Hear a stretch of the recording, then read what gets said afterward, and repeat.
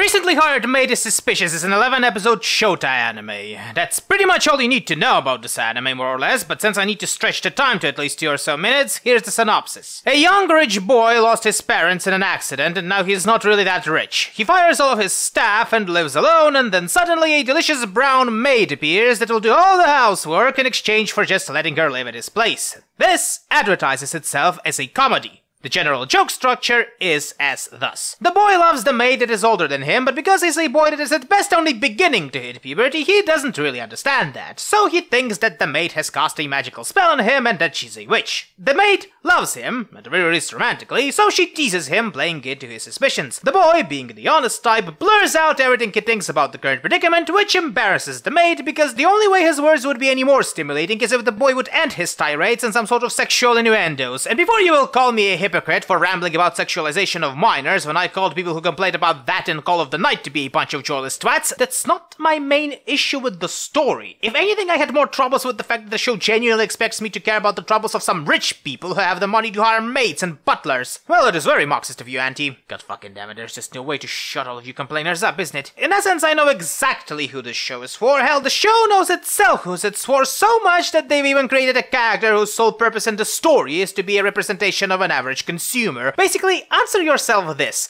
Is the idea of a young boy and a woman older than him being romantically attracted to each other sound appealing to you? If yes, then you're probably the target audience for this sort of show, up to the predictable setting of upper-class people that are basically nobility, because that sort of a setting is ultimately the part of the whole escapism of it all. Just like rich people romanticize and try to adopt elements of the poor and middle-class culture they have barely if any idea about, so do the people of middle and poor-class origin like to romanticize the life of an average upper-class person they have barely if any idea about. That's the reason why all those soap operas are popular among the housewives and other people stuck at home, wishing for something to stimulate them in a way other than a vibrator. The love between different ages, for better or worse, that's up to you people to decide, is still considered a somewhat taboo topic in the polite society, which is what makes it appealing and fun to watch. Unless you're me. Then you're irritated at the jokes and yell, "Just fuck already, god damn you!" at the screen. And that's the problem now, isn't it? Clearly I am not the target audience for this show, even though I have a perfect understanding who would be.